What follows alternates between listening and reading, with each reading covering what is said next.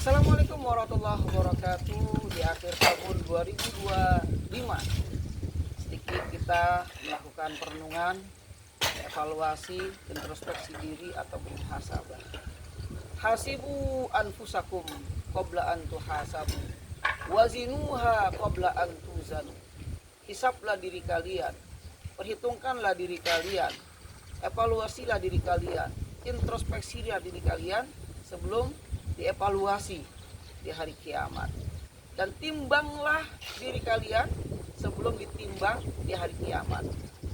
Oke, teman-teman sekalian, di akhir tahun ini biasanya lembaga-lembaga baik pemerintahan ataupun swasta, yayasan, ormas, ya termasuk juga mungkin partai, itu perusahaan-perusahaan semuanya sedang melakukan evaluasi akhir tahun atas kinerja mereka.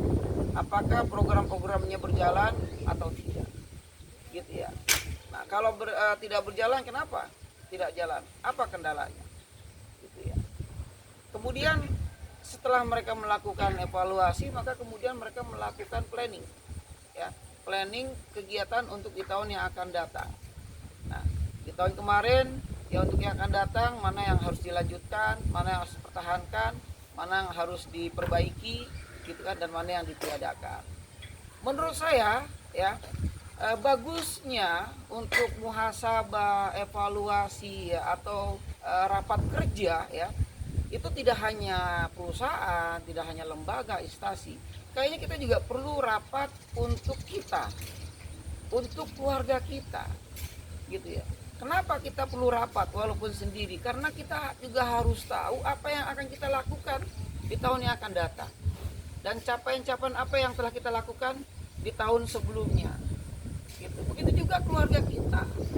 Saya merekomendasikan agar setiap keluarga juga melakukan rapat kerja. Ya. Sehingga apa? Sehingga seorang suami itu tahu, ya, keinginan atau capaian yang ingin dicapai oleh istrinya di tahun berikutnya. Ya.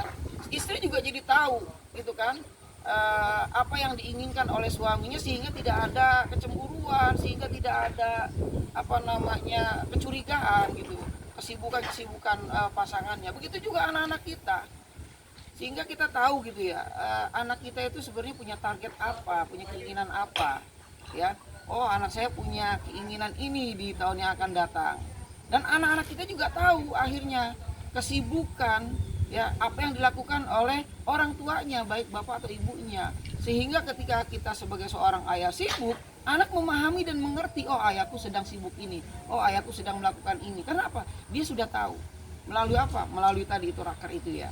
Nah, jadi saya merekomendasikan, ya, agar setiap keluarga juga, apalagi keluarga besar, itu raker lah, ya.